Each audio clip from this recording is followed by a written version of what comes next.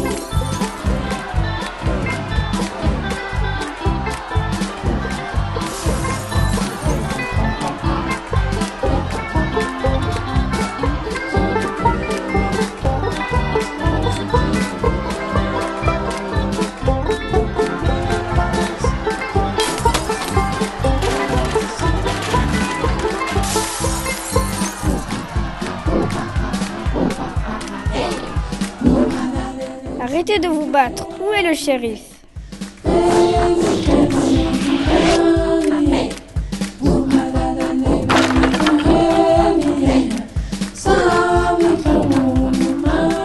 Le shérif est parti suite à un duel.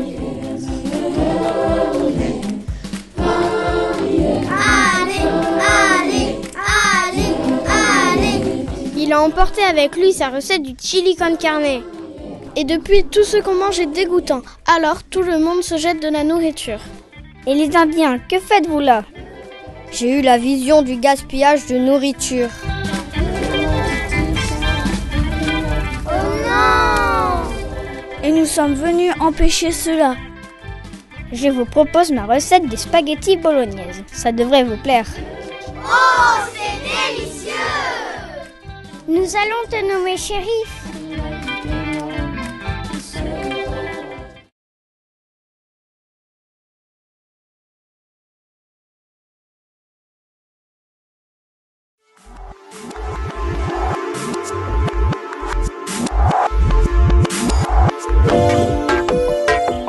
Nous sommes devant la maison du héros de notre histoire. Êtes-vous prêts à le rencontrer? Suivez-nous. Voici Henri, Chut, il travaille sur son nouveau roman. C'est un écrivain. Il vit seul dans cette maison avec son gros matou. Cookie. Mais ce n'est pas Cookie. Ah, le voilà. Qui passe.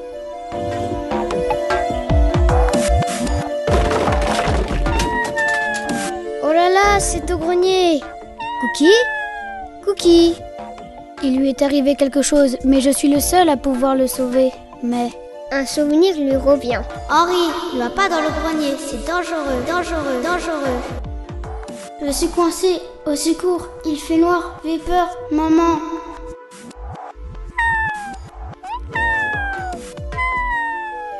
Oulala, oulala, courage Henri, courage, je dois sauver Cookie.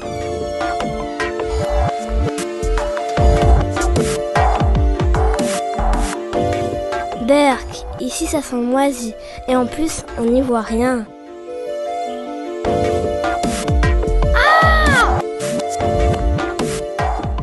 Ouh, ce n'était que mon serpent en plastique. Ah, quelle horreur. Cookie ? Mince! Ah! Ravi de te revoir Oscar, ça faisait longtemps que l'on ne s'était pas vu.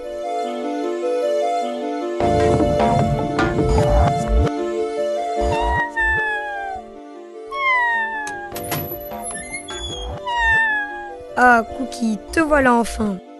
L'île au saphir.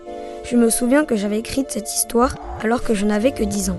Papa m'avait aidé à relier les pages pour en faire un vrai livre. Henri commença sa lecture sans se soucier du grenier et de ses peurs.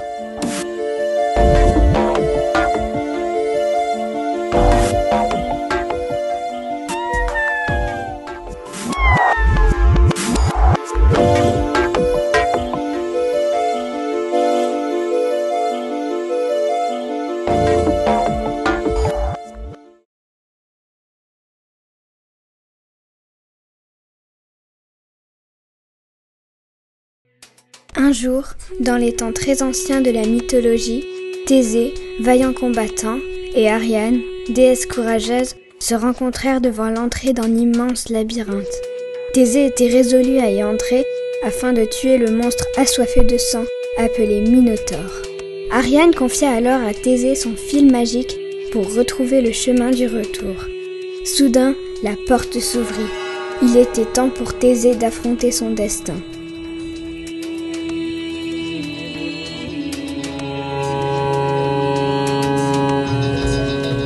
Il pénétra d'abord dans un long couloir.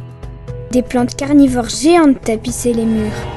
Il se dirigea ensuite dans un long couloir rempli de miroirs dans lesquels son image semblait se perdre à l'infini.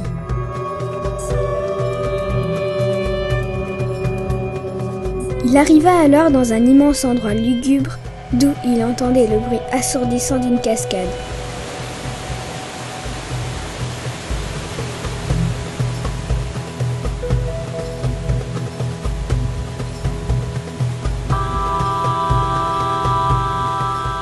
Thésée s'approcha prudent, mais il eut la mauvaise surprise d'apercevoir le Minotaure.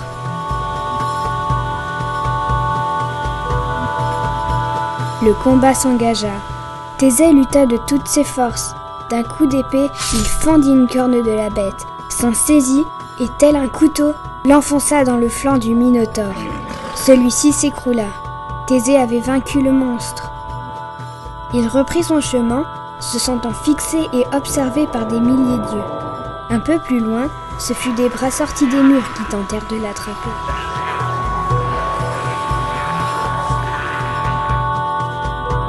Il arriva alors dans le royaume de Méduse. Thésée eut peur de finir comme ces braves soldats qui avaient été transformés en statues de pierre simplement en ayant croisé le regard maléfique de la Gorgone. Il pénétra cependant dans le temple. Se cachant derrière les piliers, il avançait prudemment.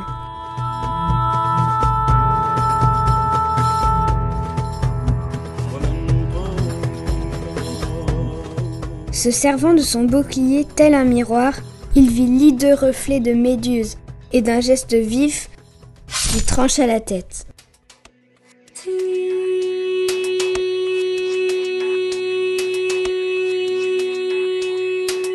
celle-ci et la rangea dans un sac. Grâce au fil qu'Ariane lui avait donné, il prit le chemin du retour, traversant à nouveau un couloir de pierre. Il sentit que quelque chose de lourd bloquait son fil. C'était le pied du géant cyclope. Thésée sortit alors la tête de Méduse de son sac, la brandit dans les airs. Aussitôt, le cyclope se transforma en une immense statue de pierre. Thésée repartit en suivant toujours le fil d'Ariane.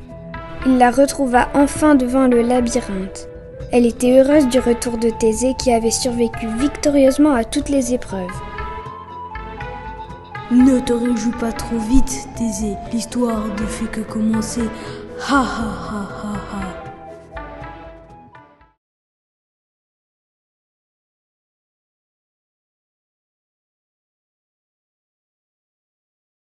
Dès que la terre craquera, l'élu sombrera. Du désespoir infini, du sable et des ossements, il trouvera l'arche qui se dévoilera engloutie. Plongez la tête dans les étoiles, et l'astre vêtu d'une étincelante obscurité les sauvera. Trouvez l'éclat d'eau, et la vie reviendra. Autrefois luxuriante, la planète Sarif était devenue, au fil des siècles, à cause de la pollution et des guerres, aride et hostile à la vie. Désespoir. Nos héros s'unirent et cherchèrent en vain de l'eau. Mais ils découvrirent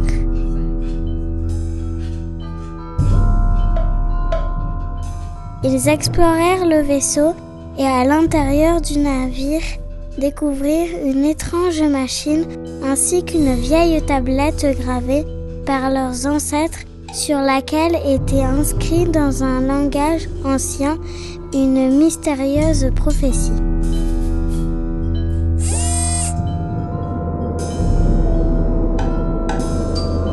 Ils voyagèrent longtemps, découvrant de nombreuses planètes qu'ils explorèrent à la recherche de l'éclat d'eau.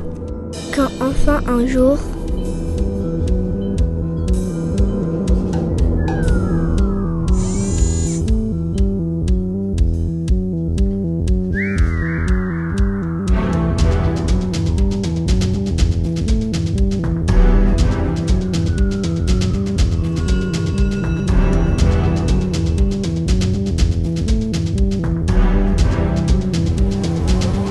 Heureux mais inquiets, ils se dépêchèrent de rentrer. il n'y avait plus de temps à perdre.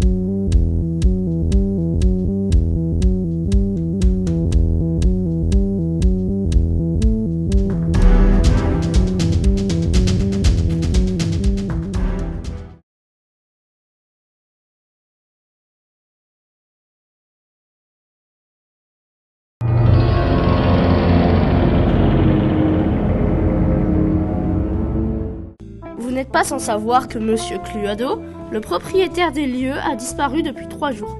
Personne n'a de ses nouvelles. Et il ne répond pas au téléphone. Je vous ai réunis car vous êtes tous de ses proches amis, habitués à la maison, et par conséquent, vous êtes tous des suspects potentiels. Mademoiselle Rose Bonbon. Que faisiez-vous hier soir à 20h20 dans la salle de bain avec une corde? Eh bien, je voulais seulement prendre un bain pour me détendre. Mais la porte fermait mal, alors je l'ai attachée avec la corde pour ne pas être dérangée. Ensuite, comme j'étais fatiguée, je crois que je me suis endormie dans le bain. Je n'ai rien fait de mal. Et la baignoire a débordé. Oui, oui. Docteur Olivier. Que faisiez-vous hier soir aux alentours de 20h35 dans la cave avec une clé anglaise? C'est-à-dire que J'ai entendu de l'eau couler dans la cave sous la salle de bain. Je suis allé voir d'où venait la fuite pour la réparer, mais pour plus de sécurité, j'ai coupé le courant. Je pensais bien faire. Colonel Sauce Piquante, que faisiez-vous hier soir aux alentours de 20h40 dans la cuisine avec un couteau? Disons que j'avais une petite faim et, comme il y a un très bon jambon dans la cuisine, je voulais aller m'en couper une petite tranche. Mais tout à coup, il y a eu une coupure du courant et je me suis retrouvé dans le noir. Je n'ai rien à voir avec vos soupçons.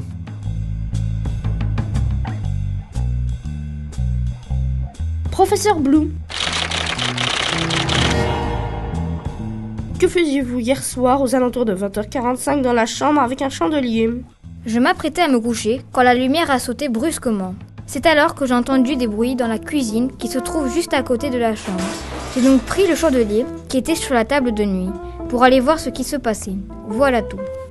Madame Violette, que faisiez-vous hier soir aux alentours de 20h50 dans la bibliothèque avec un pistolet? Mais j'ai une passion pour la nature et j'étais en train de regarder des livres sur les oiseaux.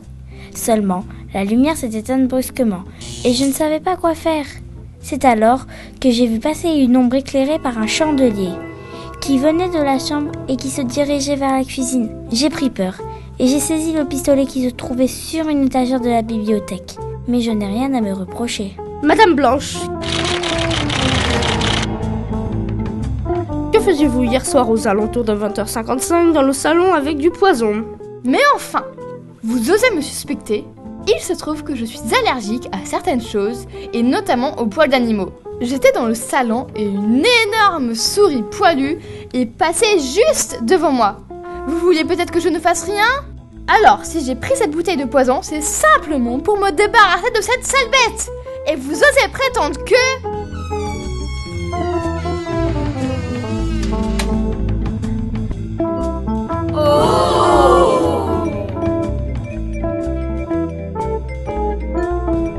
Vous en faites tous des têtes.